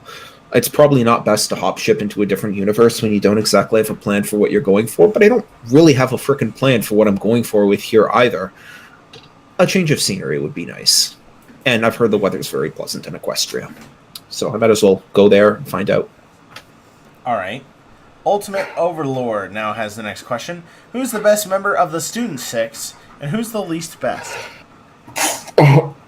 I keep changing my mind on who's the best because I want to say all of them are the best. Do I go with the one that's incredibly huggable, or the other one that's incredibly huggable, or the third one that's incredibly huggable, or, the others that are incredibly huggable? These are difficult thoughts. That said, I haven't seen all the series, and I've heard that some characters get better, and some get tons and tons better. judging on my limited pool of information, I want to say bug horse, like the bug moose pony thing, the twice shy bug moose is. I got you. She's a solid box of hugs, and I would squeeze her all day, every day if I could. Perpetual cuddles. I get the sense you really like hugs. A hug for me is like, maybe this is because of how I relate to physical contact, but for me, like, a hug is about the purest form of physical expression that you're going to get. Does that mean that you remember hugs of people that you meet?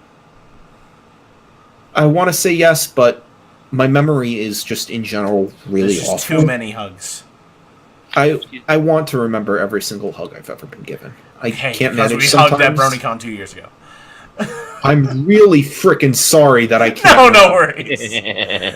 Just Plum was giving you shit about it before, and I was like, how can I rattle him? Well, see, that's when you make it awkward, and you lean into his ear and goes, "I masturbate to your writing." So next question, though. I'm not Enigma, though. All I'm going to say about Professor Plum is that he's from the sort of country that goes into mourning when Freddos raises their prices.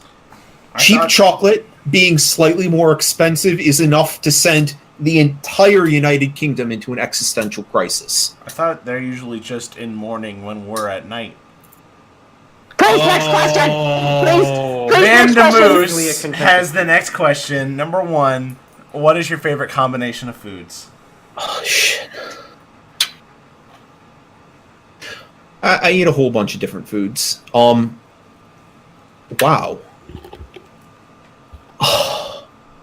I like the sort of ramen where you get a really good base, and then you get some really good noodles, and then you just throw whatever the fuck you want into the bowl. Like, can be meat, like pork belly, could be like, I don't know, basil or something. Just like, take a whole lot of stuff and throw it into a base, fam. And it's basically stew, but stew with really good noodles and a delicious broth. That's pretty much the best thing ever. Yes. Pencil and I have gotten into ramen competitions to make our best ramen. Number 2. How would you do thingpone? I would do with a Molotov up her snatch until there was nothing left. Kinky. That's hot. Damn, that's spicy. Wow. Only Petricord got it, like, right away. Number 3. Finish the following sentence. Boobs are not for... disrespecting. Thank you. That's true, actually. Aww.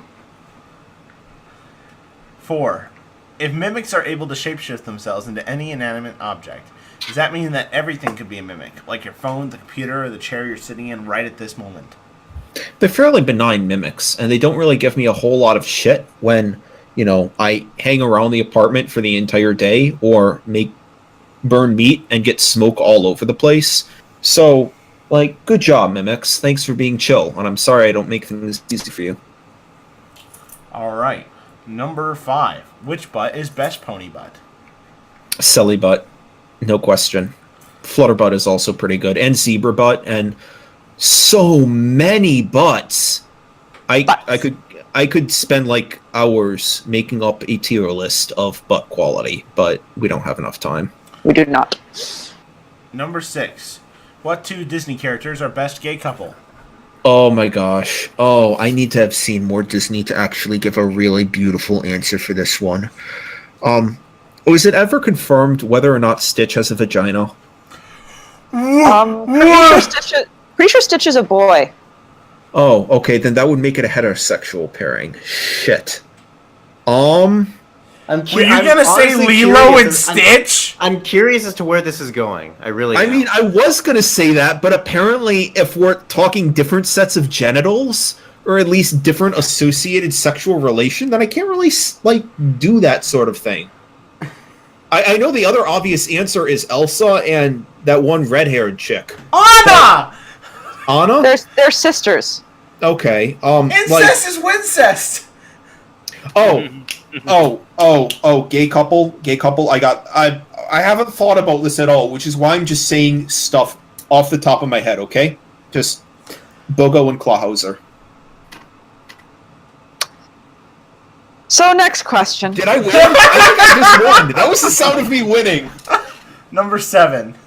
Would you approach a mimic if it presents itself as best pony butt? Yes. And I would treat it very courteously. It would probably be able to sense my sexual intentions anyway, but that doesn't mean I can't be polite. Number 8. How to punish Spike for being the little shit he is. Hugs. Hugs and lots of hugs. Enigmatic Otaku has a question. Hey, aren't you my alt account? See, if I were your alt account, first of all, I'd be better at words. Oh, fuck! And what? Oh, I heard that the wrong way. I thought you just... I'd be better at words, and also I'm probably sure I would have written about the egg bump earlier, but I haven't yet. Unless I have, and that's just being...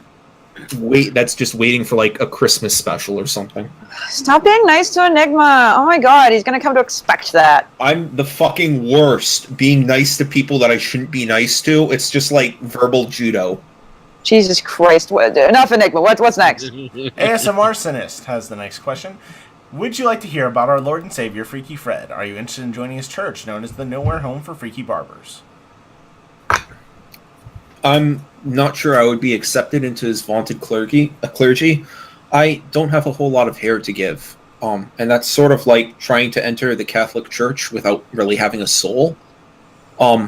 It wouldn't work out between us. You'd want more from me than I could actually give back.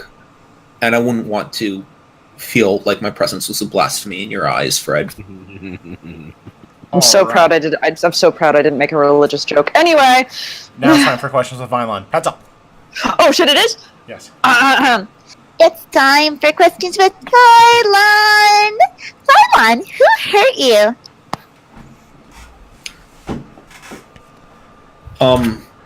Hi, Petricord. Hello. How are you today? I'm very drunk. If that's a positive state of being, then I guess I'm good. And that concludes questions with Vylon. Oh, okay. Now it's time for the lightning round with Lactrius, who has a bunch of yes/no questions for you. Don't think about them too hard. I think they're all gonna be yes, so let's just fucking do it. Would you hug a bat pony? Hug. Would you hug a Kieran? Hug. Would you hug an original changeling? Hug, hug, hug. Would you hug Fluttershy? Hug. Would you hug Ocellus? Hug. Would you hug Apogee? Hug, hug. Would you boop Apogee? Whoop. And that's our lightning round. That was awesome. Good job. Mobile Sam asks, potato? Potato. Oh, I don't know how I feel about that. Now we're going to Chris's the Bomb 04, who's tuning in for his first cast and has a Steven Universe avatar picture.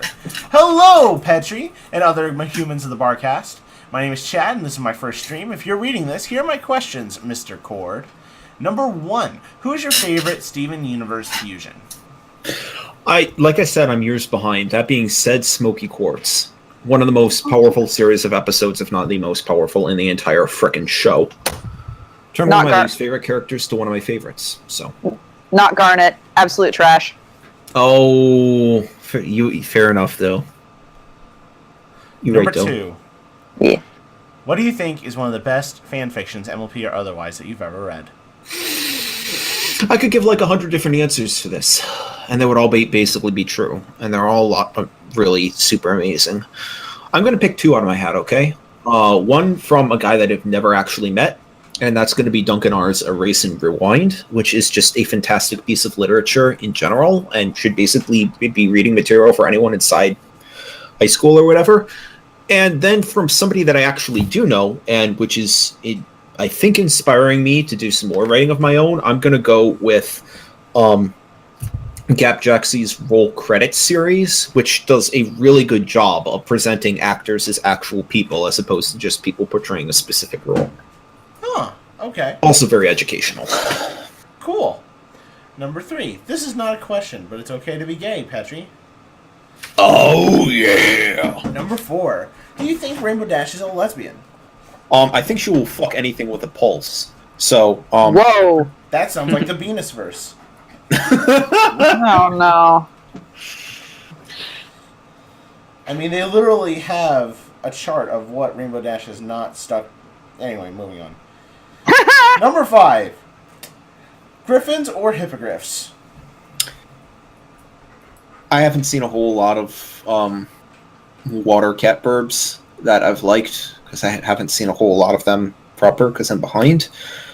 So I guess I technically have to side with catbirds.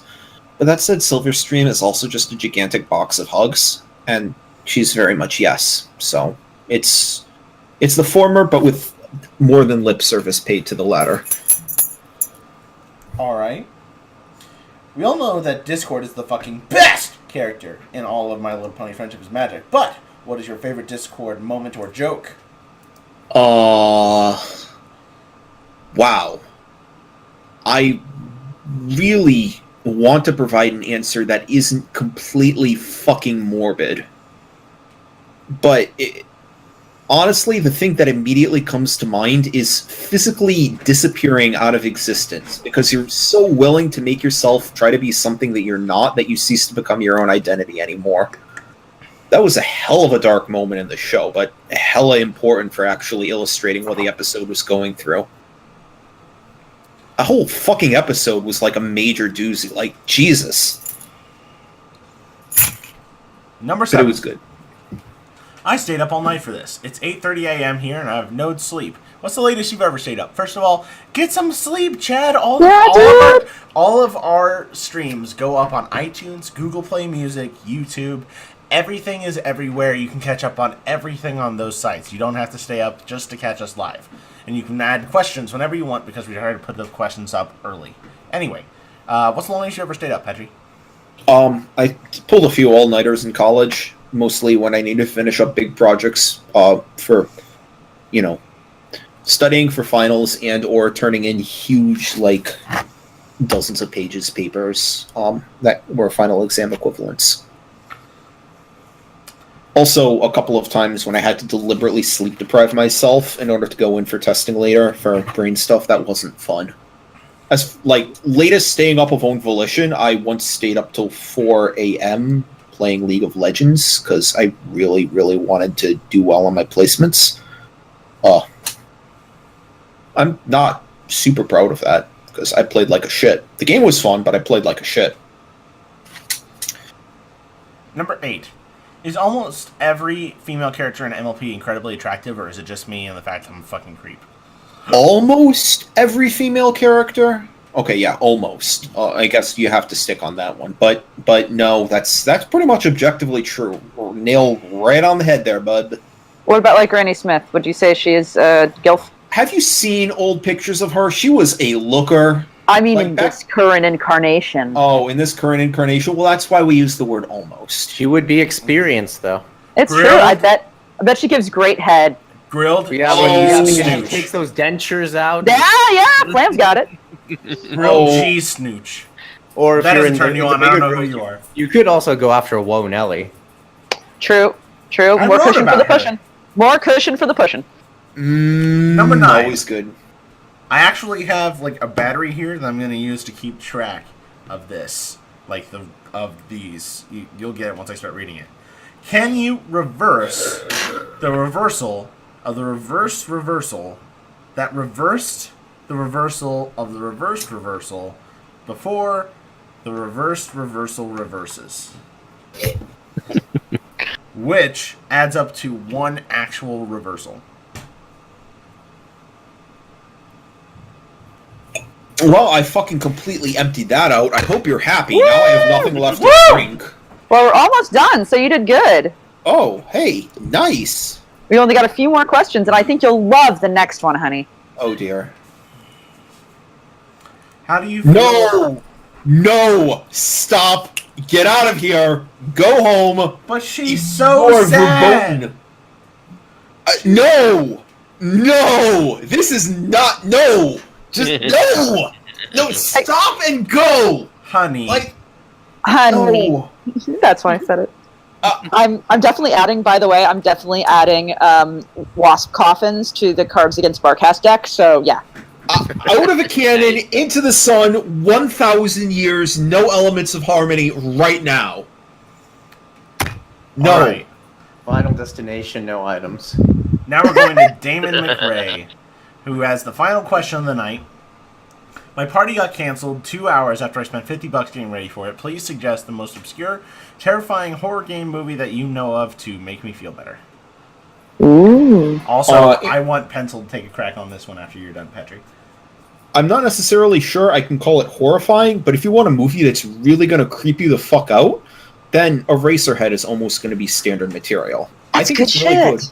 I think it's one of the best movies I've ever seen, but there is no way that anyone could describe it as not unnerving. But your baby is crying. In heaven, everything is fine. But your baby is crying. Why aren't you comforting it? I have not seen Eraserhead. Because of the man in the moon and the lady in the radiator. That's why. That's a really good choice. Most obscure, terrifying horror game movie. Like, how obscure are we talking here? Because if you want something that's just like a good time will be had by all, I recommend The Orphanage. But that's not that obscure. It's foreign language, but it's not that obscure. If you want a really obscure horror movie that'll make you feel good about your life and laugh and also be really distressed, Basket Case. I recommend Basket Case. Oh, I haven't seen that one. It is a cult movie. I'm at this point recommending horror cult films. Or if you want to hate your life in every way, watch Edition. If you want horror games that you should jump at, obviously there's the clear-cut winners of things such as Resident Evil 7 and such. But I always like to recommend Layers of Fear, Detention, and I've been really wanting to try out a new game called Visage. Try those. Silent Hill 2? Oh, well, that's not sure though. It is not. But it is horrifying. Yes. Now we've entered the last 5 minutes of the chat. Petri, we're opening this up to you. Tell us what you got going on. How can people reach you? Where can they follow your stuff? I normally say that I have a variety of other channels for which to contact me on, but outside of this Discord page and the Discord account that I have, I guess the only thing that I really have to talk about is my FimFiction page. So if you go to FimFiction and if you search up Petricord, Petrichord, I might type that out in the Barcast group after we're done. You just threw it in the Twitch chat. Yeah, we got you. Okay, then you can always go to check out my stories, read my blogs, follow my liked and associated links. Otherwise, I don't necessarily have a large enough following to actually build up a substantial base, so if you just want to message me privately and say hi, that's also totally fine. I also tend to have my Steam accounts running and a bunch of other game accounts running for a fairly long period of time. So if that's the sort of thing that you're interested in, and you think it's the sort of thing that I'd be interested in based on what I have up and running so far, then feel free to shoot me a question or send me an invite, and I'll be happy to answer it, and maybe we could end up gaming together if we're not talking about stories and stuff together, and who knows. I'm always open to meeting new people, particularly at this time of night, and I'm really flattered that I got the time of day to talk about stuff on here and to answer questions from people on here. We also have a gift for you right now in behind the counter. That's not a gift. That's not a gift at all. But it's so nice. Squish makes gifts for the world. That is no. I'm nervous. I'm not even sure I want to read those text bubbles because that has me doing a heck of a scare, mate. They're actually kind of cute so far. Aren't they cute? Yeah. All right. All right. And are there any final words you'd like to leave everyone with? Any messages you want to send anyone out on? I'll take the one thing that I tried to say as a bit of advice that was not dismissed out of hand as being cliche. Mm-hmm. When you listen to music and when you find something that sounds really amazing, like we're talking a chorus, a stanza, a couple of seconds of a snippet, maybe just one particular chord structure, take that moment down, save a recording of it, write down how it made you feel, and later on listen to that recording over and over again as many times as is necessary until you can fully articulate how that feeling got to you. If you really want to write something, a scene, that feels punchy and impactful, being able to recall that particular memory of that particular audible moment and how it made you feel, and being able to translate that into writing might create something unexpectedly powerful and something that people wouldn't otherwise see coming. I couldn't have said it better myself. Petricord, it was wonderful having you on the cast.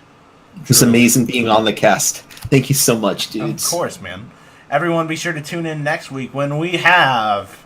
Oh my god, is it happening next week? Is it actually happening next week? Oh my god. Oh Who do we have next week? We might have Dr. Boris G. If you've never heard of Dr. Boris G, he is popularly known as one of the announcers for the 4chan Cup. So, we're going to have a great time. We're going to talk about rigging, and we're going to talk about /MLP.